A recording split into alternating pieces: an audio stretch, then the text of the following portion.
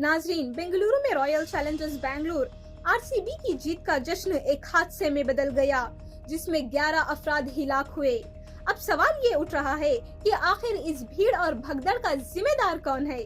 Karnataka high court में सुबह जमा की गई एक स्टेटस रिपोर्ट में हुकूमत ने इल्जाम लगाया कि आरसीबी, उनके इवेंट पार्टनर डीएनए नेटवर्क्स और कर्नाटका स्टेट क्रिकेट एसोसिएशन, इन तीनों ने बगैर इजाजत के 4 जून को ये जश्न मुनअक़द किया।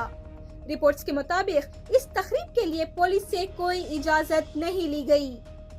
कब्बन पार्क पुलिस को सिर्फ एक खत मौसूल हुआ, जो कर्नाटक क्रिकेट एसोसिएशन ने डीएनए नेटवर्क्स की तरफ से भेजा था। वो भी मैच के दिन शाम 6:30 बजे भेजा गया। ये ना तो मुकम्मल मालूमात पर मुबनी था और ना ही कोई इजाजतनामा मांगा गया था। पुलिस ने तकरीब की इजाजत देने से इनकार कर दिया था।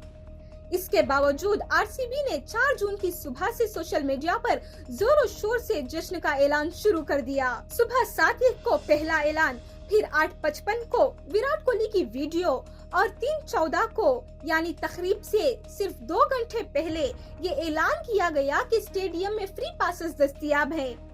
सोशल मीडिया पर इन 4 पोस्ट ने तकरीबन 45 लाख लोगों तक रिसाई हासिल की।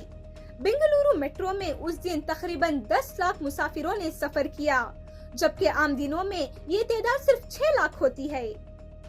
रिपोर्ट्स के मुताबिक 3 लाख से जायद लोग स्टेडियम के आसपास पहुंच गए थे और यूं भगदड़ मच गई, जिससे 11 अफराद हिलाक हुए। दूसरी तरफ आरसीबी ने हुकूमत पर पलटकर इल्जाम लगाया है।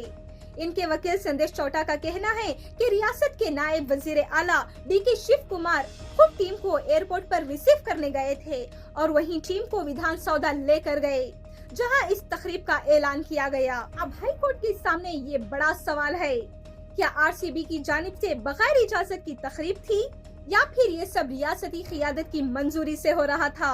फैसला अदालत को करना है, लेकिन अवामी सतह पर सवाल यही है, जिम्मेदार कौन, आरसीबी या डीके शिव कुमार।